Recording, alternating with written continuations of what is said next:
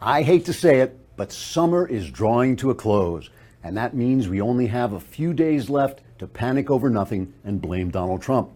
You see, summer is that lovely time of year when government business comes to a halt and the news slows down, so journalists finally have some time in which they can really dig deep into meaningless incidents in order to scare us and make us hate one another and then blame Trump. Remember the whole Trump is a Russian spy thing? Yeah, neither do I. But if you look back at some of your favorite family snapshots, you may catch a picture of two of your liberal Aunt Cecile watching CNN and muttering, "Oh my God, the Russians hacked our elections." And even though I don't even know what that means, and even though if I took the time to do a little research, I discover that nothing even remotely like that ever happened, I'm in a total panic about it. I'm sure that Donald Trump is in league with Vladimir Putin, whoever he is, and now our country's in thrall to Russia, like Keith Olbermann says, whoever he is. Ah, yes, panicking over Russia. Those were some days of summer fun, weren't they? There were demands that Trump should be impeached for some reason, and serious-looking commentators claiming that even though nobody was hacked and none of the votes were affected, we should all be very concerned because something. And during all that panic over absolutely nothing, the Justice Department got conned into appointing a special counsel who is sure to get to the bottom of who didn't hack anything and who exactly is responsible for the fact that the vote was accurate. Good times, my friend, good times. It's too bad autumn's on the way, and there'll be real news taking place, and we'll just be too busy to blame Trump for something that never happened, which he wasn't involved in anyway. But who will ever forget our fond summer memories of Charlottesville, when somehow the media gulled us into panicking over the fact that about 17 of the 323 million people in our country are white supremacist dirtbags who lure you in with tiki torches and then won't even serve you a poo-poo platter. I can't even remember how they got us to think that Nazis and fascist leftists punching each other and killing people was somehow Donald Trump's fault, but it sure was a swell old time, wasn't it? I hate to think that come September, we'll have to leave this sort of nonsensical fun behind and get back down to the business of reading and thinking about things that actually affect our lives as a nation. But you know, even though these lazy, hazy, crazy, panicking, crazy, stupid, empty, meaningless, crazy, lazy days of summer will be over, you can be sure that there'll still be stupid stuff to send us into a frenzy of hating one another and blaming Trump. All you'll have to do is turn on CNN or read the New York Times, and it'll be just like summer never ended. Trigger warning, I'm Andrew Klavan, and this is The Andrew Klavan Show. I feel hunky-dunky. Life is tickety-boo. Birds are winging, also singing hunky-dunky-doo. Ship-shape, tipsy-topsy, the world is zippity-zing. It's a wonderful day, hurrah, hooray! It makes me want to sing. Oh, hurrah, hooray! Oh, hooray, hurrah! Well, that was a Klavanless weekend for the ages. It was apocalyptic. I was like, you know that things are bad when Trump's pardon of Joe Arpaio was like the second news story. I mean, this thing in Texas, we are thinking about you guys in Houston, the flooding, it really is, it's terrible, terrible stuff. And we're thinking about you and praying for you. And Michael Knowles will be here to join us. Will join us to talk about Berkeley and that anti-fa violence, the Antifa. Now we're supposed to call them Antifa. It's a little classier when you're being a fascist, beating people up with a stick. It's a little more, it's nicer to be called Antifa. What is it?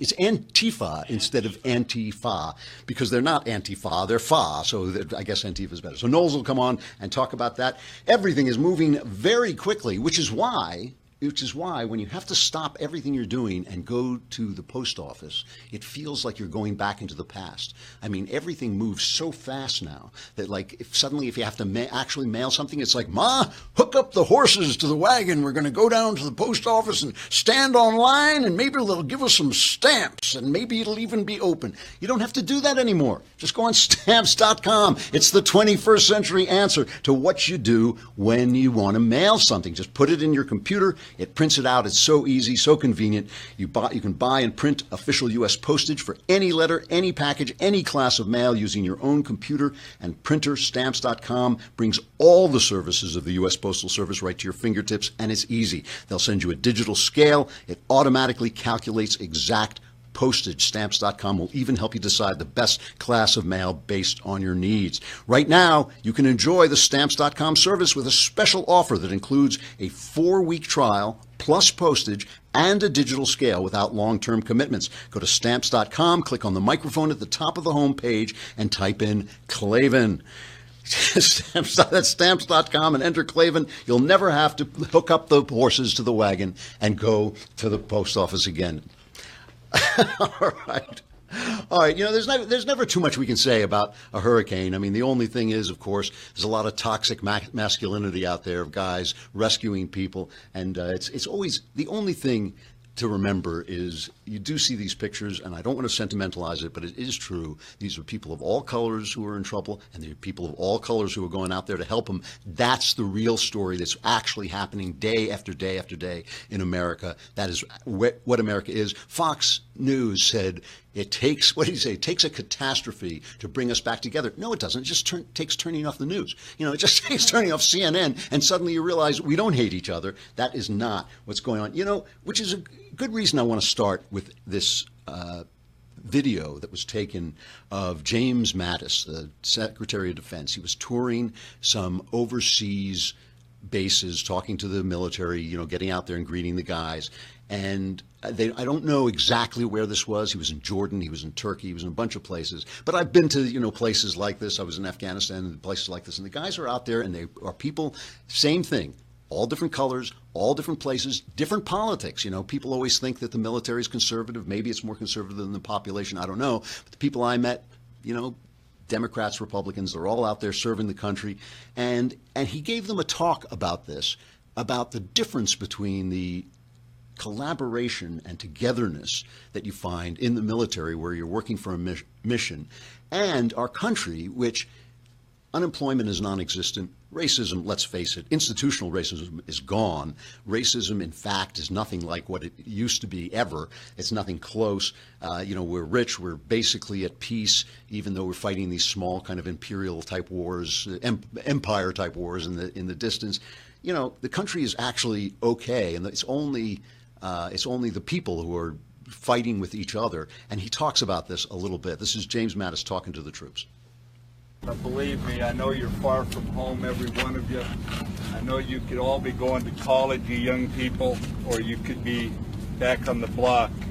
Just grateful. The only way this great big experiment you and I call America is going to survive is we got tough hombres like you.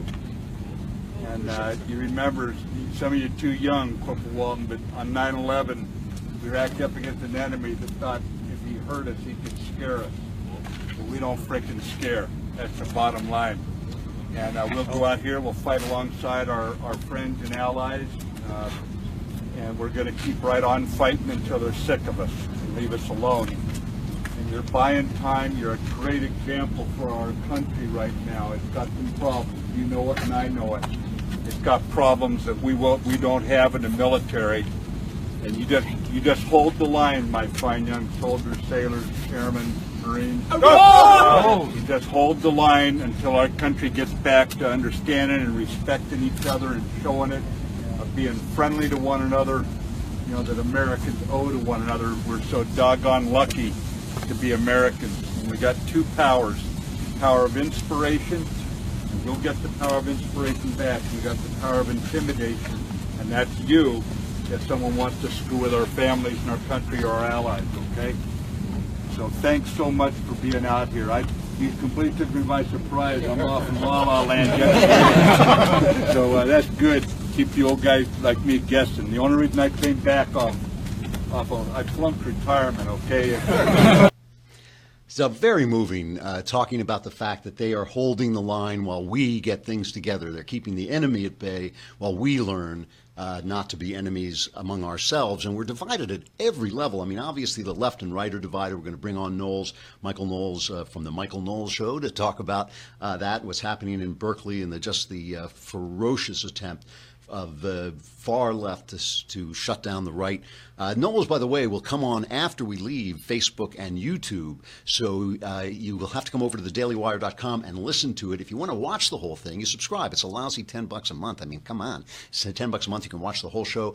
And if you subscribe for the year, it's $100 for the whole year, and you get the Leftist Tears tumbler, my friend. Come on. It keeps your leftist tears hot. It keeps them cold. It keeps them stocked because it refills automatically every time Donald Trump makes a speech. So you'll want to do that. But, we're divided at every level. So there's the right and the left. But then, there's Trump and basically the Republican Party are at odds. So the Republican Party is divided between the Trump supporters and the people who are not so sure of Trump, and even some who don't like it. And, there's divisions in the administration where the Bannon people are being forced out, and we don't really know, like, are the people who are remaining, are they Democrats like Ivanka? Is that going to be what the Trump administration morphs into? So we saw all of this with, the pardon of Joe Arpaio went on. And like I said, this would be the big story. I mean, this would be the screaming, yelling story. And Arpaio, obviously the sheriff who was in Arizona, who was very, very tough on illegal immigrants and was stopping people if they looked like they were illegal immigrants. And he was accused of racial profiling. He was accused of brutality in his prisons. He had so many people. He actually had a tent prison at one point. He dressed people up in pink. Wasn't that one of the things he did? Let's just listen. He was on Hannity moments after his accusation. The thing was, he was a big, big Trump ally. He supported Trump all the way, still supports him, and supported Trump when he was doing that nonsense about the birtherism, where was Obama born, which I saw differently than everybody else. Everybody leapt to call that racist, which I never thought it was racist. I thought that was two trolls fighting. It was the Obama troll. Obama was a great, great troll. He drove the right crazy. I mean, you have to give credit where credit is due. Obama drove us crazy, and he knew he was doing it, and he knew how to do it, and he knew how to set us off. And Trump just called his bluff. He went after him and said, basically, you've been trolling us by not showing us this thing. I don't believe you. I don't believe you're actually born in America. And everybody said racist, racist, racist, which was the knee-jerk reaction to the left to any criticism of Barack Obama. But I just thought it was troll versus troll. Remember, Mad Magazine used to have spy versus spy. This was troll versus troll. And Arpaio supported Trump in that craziness. And here he is celebrating his pardon. It's great. I love that president. He supports law enforcement, and I'm very humble. If you recall, 2 years ago, I supported him, and I said publicly recently, pardon or no pardon, I will be with him to the end. And I'm going to have a news conference early next week and get to the bottom of this and show the abuse of the judicial system in politics. I'm not going down without trying to defend myself to all those people that don't like what I've done. So the hurricane forced a lot of this to second place, but of course everybody who has any kind of political ambitions for the presidency next time out immediately rushed forward to either condemn or praise it. Joe Biden, who still is living under the delusion that someday somebody might be foolish enough to vote for him for president, besides somebody who's related to him, wrote this big article how we're fighting over the soul of the country, and this just shows what a racist Trump is. Kasich, the Ohio governor, John Kasich, he is always out there thinking he is another guy. I mean, he just stayed in those primaries forever because he just can't get over the daydream that somebody's going to elect this guy president. And he went out and attacked Trump for this pardon. I actually have the power of pardoning in my state. We do clemencies over time, but we make sure that people did proper restitution. I wouldn't have done it this way. It is absolutely should be out of bounds for somebody to use that as some sort of a political wedge. It appears as though that's what it was. It's not the way I operate here with the power to be able to give people a second chance. But the president has that power. I don't agree with what he did. It's not the way I operate. I can't be any more loud in what I have to say than to tell you what I do, because my actions reflect the way I feel. So I'm going to tell you what I think about this in a minute, but I want to let all the different sides speak. John McCain, Jeff Flake, the senators from Arizona, they went after Trump too. McCain said the president has the authority to make this pardon, but doing so at this time undermines his claim for the respect of rule of law, as Mr. Arpaio has shown no remorse for his actions. Just to be clear, he was ordered by a federal court to stop basically targeting Hispanic people. I think that would be the best way to say it. He told them he was doing it, but he didn't. He continued his policies, and they held him in contempt of court. So Steve King, a big, strong border advocate, he went out and he attacked Flake and McCain. He struck back. Congressman Steve King struck back against Flake and McCain. Well, I would think I probably spent more time with Joe Arpaio than either one of them. They have been essentially for open borders. They don't want to see our immigration laws enforced. They don't want to build a wall. They don't want to secure the border. They want amnesty. They've been for amnesty for all of their political lives. And so you often see people take a position that's consistent with what they hope gets accomplished with regard to the policies that they favor, rather than an objective look. And I just watched this political persecution take place under the Obama administration. And when they pulled the 287G program from Maricopa County, at that time it was conclusive to me that it was an effort to prohibit him from enforcing the law, and they wanted to punish Joe Arpaio because they wanted to open borders. So what King says there is basically true, that people,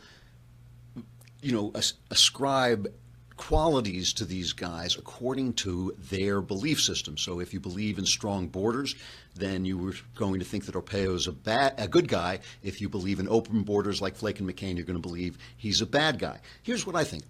I believe in strong borders very much. I still think he's a bad guy. I think he beat people up. I think people were mistreated in his prisons. I think once a guy is in prison, he is under control, and you have no right to make his life hell, even if you hate him, dressing people up, humiliating them. It's like I don't want to say it's un-American. I think it's inhuman. I think it's wrong. And I don't think that we have to celebrate that, even as we fight for strong borders. The problem is, however, the policy of the federal government toward our borders under Obama and even under George W. Bush was insane. It was insane. You cannot have open borders, or if you're going to have open borders, make it a law. We have no borders. Our borders are open. Anyone can come in. You cannot say that it's illegal to come across our borders, but if you do it, welcome. That's nuts. And the thing about this is, this has never been a big issue for me. I was never the guy who stood up and cheered when Trump said I'm going to build a wall. It's not the point. It's a rule of law question. Once the rule of law collapses, once the federal government says, we're not obeying the law, we're not going to enforce the law, then a guy like Arpaio naturally becomes a hero. And you think back, remember Joe the plumber? Candidate Obama is out there, and Joe the plumber says, what's with this, spread the wealth, socialism stuff, basically. And Obama embarrassed himself by revealing that, in fact, he was a socialist. He was a proto-socialist. And the press went after the guy who asked the question. It was insane. It was horrible. It was just an abuse of the power of the press. It's why the press has no credibility. It's why we hate them. It's why watching Trump beat them up in Phoenix the other day was such a pleasure. It's because they stink that badly. That doesn't make Joe the plumber a wise man. That doesn't make him worth hiring to do commentary. He was just a guy. He had the right to say what he said. I'm not saying he's a bad guy or a good guy. I'm just saying to make him into some kind of icon because the press mistreated him is what we're always doing. We're always reacting. We're always saying, if they hate him, he must be great. Or if he agrees with us, he must be great. It's entirely possible for people to agree with us, for us to say, it's nuts not to enforce the border. That's what a country is. A country is its border. And for the guy who enforces them to still be a bad guy. I'm going to break. I'm going to talk about Sebastian Gorka, who was the other big story because he left the administration. These things are just getting blown away by the hurricane. But we'll talk about him in a minute. But first, I have to say goodbye to Facebook and YouTube. And let me say before you go, To those of you who do subscribe to the Daily Wire, we so appreciate it. You know, it really does make this possible. That everything we do, you know, we don't just come in here. Sometimes, like for instance, every now and again, we pay Austin to do this. Not often, but no. I mean, come on. I mean, look what you're doing. You know, no, and as well, it should not be. I mean, look what you're doing. But you know, we actually, this is a major operation. It is a capitalist operation. We do it for profit for the people who invest to get their money back, and we appreciate the fact that when you subscribe, you help that along. I mean, it's part of just, you know, we give you benefits. We give you, if you subscribe for a year, the Leftist Tears tumbler. So we're not kidding around when I say we give you benefits. I mean, this is like the closest thing we can give you to giving you the sword and the stone, and we give you the Leftist Tears tumbler. So please subscribe if you're not doing it. If you want to hear the rest of the show, come on over to thedailywire.com.